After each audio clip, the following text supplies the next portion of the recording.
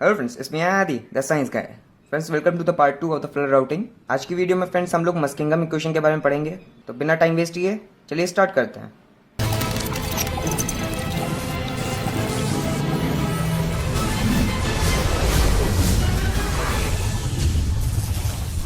तो फ्रेंड्स, पिछली वीडियो में हम लोगों ने हाइड्रोलॉजिकल स्टोरेज राउटिंग किया था और आज हमें देखना है हाइड्रोलॉजिकल चैनल राउटिंग क्या होता है। तो आपने अपनी बुक में कुछ इस तरह से गंदा सा डायग्राम देखा होगा। तो पहले हम इस डायग्राम को समझेंगे कि ये है क्या, और इसे समझने के लिए जो हमने पहले कुछ पढ़ा था उसे थोड़ा सा देख लेते हैं। तो फ्रेंड्स, पार्ट 1 में हमने क्या पढ़ा था कि हम लोग फ्लड राउटिंग क्यों करते हैं, ताकि हम डाउनस्ट्रीम एंड का हाइड्रोग्राफ को निकाल सकें। और हमने ये भी देखा था कि अपस्ट्रीम हाइड्रोग्राफ के मुकाबले जो इसका पीक होता है वो अटेनुएट हो जाता है और बेस टाइम भी उसका इंक्रीज हो जाता है। किस कारण? स्टोरेज के कारण और चैनल फ्रिक्शन के कारण। तो हमने रिजर्वायर स्टोरेज का तो पढ़ लिया, अब हमें पढ़ना है कि रीच में जो स्टोरेज होता है उसके बारे में, कि उससे कैसे आपका अटेन्यूएट होता है पीक। फ्रेंड्स, जिन्होंने भी मेरा पहला पार्ट नहीं देखा हुआ है वो यहाँ पे क्लिक करके देख सकते हैं, या मेरे चैनल पे प्लेलिस्ट में जाके चेक कर सकते हैं सिविल इंजीनियरिंग के। तो फ्रेंड्स, मान लीजिए कि हमारा ये एक रिवर बेड है और इसके पैरेलल कुछ पानी फ्लो हो रहा था। पहले वाटर सरफेस इनिशियल ये था, फिर क्या हुआ, फ्लड के कारण क्या हुआ, आपका वाटर लेवल कुछ इस तरह से इंक्रीज हुआ। यहाँ पर ज़्यादा पानी था और यहाँ पे कम, तो एक इंक्लाइन फॉर्म में हो गया। पहले पैरेलल था। अब जरा इस रिवर का हम लोग एक रीच ले लेते हैं। रीच मतलब दो सेक्शन के बीच में एक पार्ट को हम रीच बोल रहे हैं। तो इस जगह क्या हो रहा है, पानी का स्टोरेज हो रहा है। और जो स्टोरेज हो रहा है वो दो टाइप्स के यहाँ पर हो रहे हैं।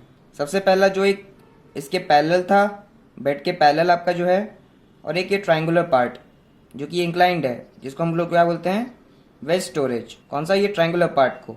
और ये पैरेलल यहाँ पर जो है, यहाँ से लेकर यहाँ तक का, इसको हम बोलते हैं प्रिज्म स्टोरेज। और इन्हीं दोनों स्टोरेज का यूज़ करके सारी राउटिंग की जाती है। जरा और अच्छे से इन दोनों को विजुलाइज कर लेते हैं। तो सपोज मान लीजिए हमारे पास एक चैनल है जहाँ पे पानी फ्लो कर रहा था, जिसका वाटर सरफेस लेवल जो है वो बेड के पैरेलल है। तो इस तरह के स्टोरेज को हम लोग क्या कहते हैं, प्रिज्म स्टोरेज। जैसे कि फ्रेंड्स, आपने ओसीएफ में पढ़ा होगा, एक प्रिज्मेटिक चैनल होता है, इसका क्रॉस सेक्शन कांस्टेंट होता है थ्रू आउट लेंथ। इसमें भी आपका जो वाटर लेवल है वो कांस्टेंट है और बेड के पैरेलल है, इसलिए इसका नाम क्या पड़ा है, प्रिज्म स्टोरेज, और जो कि डिपेंड करता है आउटफ्लो पे। अब मान लीजिए कि फ्लड आया, तो फ्लड आने से क्या होगा, इनफ्लो ज़्यादा हो जाएगा। तो इनफ्लो अगर ज़्यादा हो जाएगा तो इधर का पानी लेवल हाई हो जाएगा और धीरे धीरे पूरे चैनल में बढ़ना शुरू कर देगा पानी, जिस कारण से एक वेज बन जाएगा।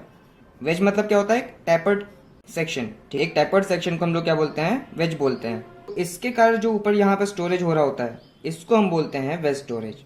और ये जो स्टोरेज होगा वो किसका फंक्शन होगा, सिंपल सी बात है, इनफ्लो माइनस आउटफ्लो। इन दोनों को सब्ट्रैक्ट करके जो स्टोरेज बचेगा वही आपका वेस्ट स्टोरेज होगा। प्रिज्म में क्या हो रहा था, इनफ्लो ही आउटफ्लो के बराबर था, इसलिए प्रिज्म आपका आउटफ्लो पे डिपेंड कर रहा है। वेस्ट स्टोरेज जो आपका है वो आपका इनफ्लो और आउटफ्लो के डिफरेंस पे डिपेंड कर रहा है। और इन्हीं दोनों के स्टोरेज से हमारा जो हाइड्रोग्राफ था वो अटेनुएट हो रहा था। और क्योंकि यहाँ पर जो न्यू वाटर सरफेस लेवल है वो इनिशियल वाटर सरफेस से ऊपर है, तो ये जो ऊपर वाला स्टोरेज होगा उसको हम बोलते हैं पॉजिटिव वेस्ट स्टोरेज, जो कि एक राइजिंग स्टेट में आता है। राइजिंग स्टेज की बात कर रहा हूँ, जब हाइड्रोग्राफ बनाते हैं हम लोग तो ये वाला राइजिंग स्टेट होता है और ये आपका फॉलिंग स्टेज होता है, मतलब रिसेक्शन वाला ग्राफ, ये राइजिंग वाला ग्राफ। तो राइजिंग के केस में आपका ये पॉजिटिव वेस्ट स्टोरेज होता है। फॉलिंग के केस में क्या होगा, मतलब इनफ्लो कम हो जाएगा आउटफ्लो के मुकाबले। तो अब कैसा बन जाएगा डायग्राम, कुछ इस तरीके से, मतलब ये वाला पार्ट जो बचा है ये खाली हो जाएगा, तो हम इसको बोलेंगे नेगेटिव वेस्ट स्टोरेज, जो कि फॉलिंग स्टेज में आता है जब इनफ्लो आउटफ्लो से कम हो। तो फ्रेंड्स, यही डायग्राम भी यहाँ पर बना हुआ था। यहाँ पर जो ये रीच, इन सब के नाम दे देते हैं, रीच 1 2 3।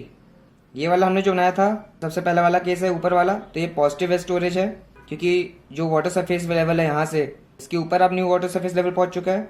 इसके नीचे आपका प्रिज्म स्टोरेज, ये भी आपका इसके पैरेलल है तो ये भी आपका प्रिज्म स्टोरेज, और इसके पहले ये आपका प्रिज्म स्टोरेज। और इनिशियल वाटर सरफेस लेवल के नीचे जैसे आपका ये पहुंच चुका है, तो ये कौन सा वेज स्टोरेज हुआ, वेज क्यों बोल रहा हूँ, क्योंकि टैपर्ड सेक्शन है, ये आपका एक नेगेटिव वेज स्टोरेज हुआ, और ये दोनों पॉजिटिव वेज स्टोरेज। तो फ्रेंड्स, चैनल के केस में हमारे पास जो स्टोरेज है वो समीशन ऑफ प्रिज्म स्टोरेज और वेज स्टोरेज है। यहाँ पे प्रिज्म स्टोरेज की बात करें तो it is a function of outflow, मैं बोलूँ, और इट डिपेंड्स अपॉन आउटफ्लो। और वेस्ट स्टोरेज जो है वो इन दोनों के डिफरेंस से होता था, मतलब इनफ्लो माइनस आउटफ्लो, इस पे डिपेंड करता है ये। तो फ्रेंड्स, ये डिपेंडेंसी को हटाने के लिए हमें एक कांस्टेंट टर्म लगाना होगा। जैसे हम बताते थे छोटे में, V depends upon I, voltage current पे डिपेंड करता था। तो ये प्रोपोर्शनलिटी को हटाने के लिए एक कांस्टेंट का यूज़ करते थे v equals to I R, जो कि रेजिस्टेंस यहाँ पर होता था। उसी तरह से यहाँ पर भी एक हमें कांस्टेंट यूज़ करना पड़ेगा। तो फ्रेंड्स यहाँ पर जो कांस्टेंट यूज़ होगा वो है k। यहाँ पर prism storage is equals to k times of q। अब इसकी एसआई यूनिट क्या होगी? तो हमें पता है ये q है आपका रेट है, दैट इज मीटर क्यूब पर सेकेंड, और ये स्टोरेज है, ये हमारा वॉल्यूम होता है मीटर क्यूब। इसको मीटर क्यूब बनाने के लिए क्या करना पड़ेगा? तो इसकी यूनिट हमारे पास सेकेंड होनी चाहिए, इसलिए इसका नाम जो पड़ा है वो है स्टोरेज टाइम कांस्टेंट। सिमिलरली इस केस में वेस्ट स्टोरेज में क्या होगा? प्रोपोर्शनलिटी हटाने के लिए आपको एक कांस्टेंट रखना पड़ेगा, के तो आएगा ही आएगा यहाँ पे, क्योंकि आपको इसको वॉल्यूम में चेंज करना है। उसमें एक और फैक्टर आता है एक्स, जिसको हम वेटिंग फैक्टर बोलते हैं, ठीक है। और ये एक्स जो डिपेंड करता है ये शेप ऑफ वेज पे डिपेंड करता है। मतलब कि सपोज अगर जो वेज का शेप है अपने हाईएस्ट पॉइंट पे है तो एक्स की वैल्यू होती है 0.5, और अगर वेज है ही नहीं, अगर सपोज स्ट्रेट है, प्रिज्मेटिक स्टोरेज है, तो एक्स की वैल्यू हो जाती है 0। देख लेते हैं जरा, एक्स की वैल्यू यहाँ पर 0 पुट करके देखना, ये टर्म तो पूरा 0 हो जाएगा, बचेगा क्या आपके पास? Prismatic storage. वो भी सही बात है, तो एक्स की वैल्यू अगर 0 होती है तो आपका कौन सा? सिर्फ प्रिज्मेटिक स्टोरेज बचता है स्टोरेज में। और एक्स की वैल्यू 0.5 है तो मतलब ये वेज जो शेप है वो अपने हाईएस्ट पॉइंट पे है। तो फ्रेंड्स हमारा जो स्टोरेज का फॉर्मूला है वो कुछ इस तरह से बन जाता है। जरा इस क्वेश्चन को और सॉल्व करते हैं। एक्स इक्वल्स टू के क्यू प्लस के एक्स आई माइनस के क्यू एक्स, तो ये हो जाएगा के x I plus 1 minus x times of के क्यू। के कॉमन ले लेंगे तो हमारे पास कुछ ऐसी इक्वेशन निकल के आएगी। तो फ्रेंड्स इसी इक्वेशन को हम बोलते हैं मस्किंगम इक्वेशन। और ये आपको पता चल ही गया होगा कि हम इसका यूज़ क्यों कर रहे हैं। हम सिंपली उस तरह से क्यों नहीं कर रहे थे जैसे हमने पहले स्टोरेज राउटिंग में किया था। वो इसलिए क्योंकि वहाँ पर वेस्ट स्टोरेज नहीं था, उसमें सिर्फ क्या था? Prism storage. क्योंकि हमने क्या किया था स्टोरेज वाले राउटिंग में, हमने वाटर लेवल सरफेस को क्या मान लिया था? हॉरिजॉन्टल लगभग मान लिया था। अगर आपने मेरा पहला पार्ट देखा तो उसमें मैंने बताया था कि स्टोरेज जो आपका है as a function of height, और डिस्चार्ज भी जो आपका है वो फंक्शन ऑफ हाइट था। तो स्टोरेज आपका एक यूनिक फंक्शन हो गया किसका? डिस्चार्ज का। तो यही यहाँ पर ये है एस इक्वल्स टू के क्यू प्रिज्म स्टोरेज। क्योंकि यहाँ पर वेस्ट स्टोरेज एक्स्ट्रा आ गया इसलिए हमने यहाँ पर मस्किंगम इक्वेशन निकाला। फ्रेंड्स इस मस्किंगम इक्वेशन में जो है यहाँ पर एक m होता है कांस्टेंट, जिसकी वैल्यू 0.6 होती है आर्टिफिशियल चैनल के लिए और 1 होती है नेचुरल चैनल के लिए। तो अगर नेचुरल चैनल की बात कर रहे हैं तो इसकी वैल्यू क्या कर देंगे? 1 कर देंगे, और हमारी फाइनल इक्वेशन निकल के ये आ जाएगी। और यही हमारी मस्किंगम इक्वेशन है। और ये मैंने फ्रेंड्स बता ही दिया है कि अगर x की वैल्यू 0 हो जाए, तो अगर मैं x की वैल्यू यहाँ पर 0 पुट कर देता हूँ तो क्या हो जाएगा? के क्यू हो जाएगा, जिसको हम लेवल पूल राउटिंग भी बोलते थे, रिजर्वायर राउटिंग। तो फ्रेंड्स एक इक्वेशन हमारे पास ये है और दूसरी इक्वेशन हमारे पास ये है कंटिन्यूटी इक्वेशन, जो हमने शुरुआत में पढ़ी हुई थी। तो फ्रेंड्स उन दो इक्वेशन को मैं डेल्टा टी टाइम पे देख रहा हूँ। डेल्टा टी टाइम मतलब कि जो हमारा हाइड्रोग्राफ था, सपोज ये इनफ्लो हाइड्रोग्राफ है, तो उस डेल्टा टी टाइम में ये हमारा I1 होता था और ये I2 इनफ्लो वाला। इसी तरह आउटफ्लो वाले के लिए ये Q1 हो जाता है, ये Q2। तो ये कंटिन्यूटी इक्वेशन हमें पता है क्योंकि हम इसमें एवरेज लेते थे, I एवरेज। तो I एवरेज लिया, ऐसे Q एवरेज लिया, डेल्टा टी टाइम से मल्टीप्लाई कर दिया तो हमारे स्टोरेज में बदल गया मीटर क्यूब। ये हमारी मस्किंगम इक्वेशन, उसमें भी हम लोग जो हमारा x इंटू आई था उसको भी I को मैंने तोड़ के I2 माइनस I1 कर दिया और Q को मैंने Q2 माइनस Q1 कर दिया। और फ्रेंड्स हमारे यहाँ पर मेन मोटो क्या है? हमें राउटिंग करनी है, मतलब हमें Q2 निकालना है। जब आप इन दोनों इक्वेशन को सॉल्व करेंगे तो Q2 की वैल्यू क्या आएगी? ये आ जाएगी। और ये काफ़ी कुछ गंदा सा इक्वेशन दिख रहा है, ठीक है। जहाँ पर ये जो कॉफिशिएंट है I2 का, इसको हम बोलते हैं C0 या C0। इसको कॉफिशिएंट को क्या बोलते हैं? C1। और इसके कॉफिशिएंट को क्या बोलते हैं? C2। अभी इस इक्वेशन को मैं याद करना भी बताऊंगा कैसे इसको याद करना है। तो फ्रेंड्स Q2 की वैल्यू क्या लिख दूंगा मैं? C0 I2 plus C1 I1 plus C2 Q1। जहाँ पे मैं अगर मैं C0 plus C1 plus C2 करूँ तो इन तीनों की वैल्यू इक्वल्स टू 1 होती है।